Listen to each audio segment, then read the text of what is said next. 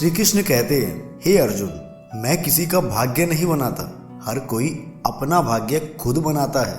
आप आज जो भी कर्म कर रहे हो उसका फल आपको कल प्राप्त होगा, और आज जो आपके पास है वो आपके द्वारा पहले किए गए कर्मों का फल है।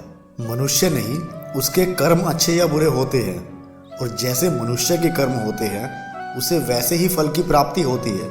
तुम्हें सिर्फ अपने कर्म करने का अधिकार है, किंतु कर्म के फलों के तुम अधिकारी नहीं हो।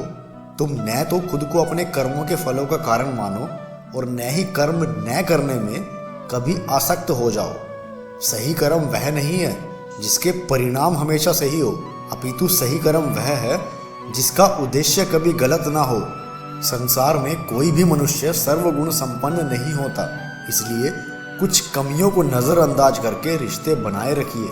पूर्णता के साथ किसी और के जीवन की नकल करके जीने की तुलना में अपने आप को पहचान कर अपूर्ण रूप से जीना बेहतर है। जब भविष्य धुंधला पड़ने लग जाता है तब आपको अपने वर्तमान में ध्यान केंद्रित करने की आवश्यकता है।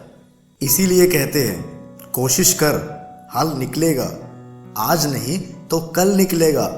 अर्जुन के तीर सा सद, मरुस्थल से भी जल निकलेगा।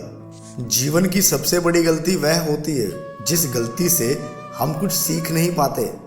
जब हमारा मन कमज़ोर होता है तो परिस्थितियां समस्या बन जाती है, और जब मन स्थिर होता है तब परिस्थितियां चुनौतियां बन जाती हैं, और जब हमारा मन मजबूत होता है तो परिस्थितियां अवसर बन जाती हैं। मनुष्य की मानवता उसी वक्त नष्ट हो जाती है जब उसे दूसरों के दुख पर हंसी आने लगे।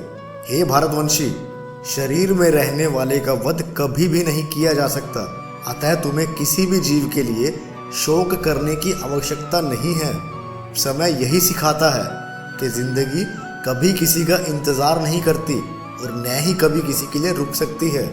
जिंदगी खेलती भी उसी के साथ है जो खिलाड़ी बेहतरीन होता है। दर्द सबके लिए एक जैसे है, मगर हौसले सबके अलग अलग हैं।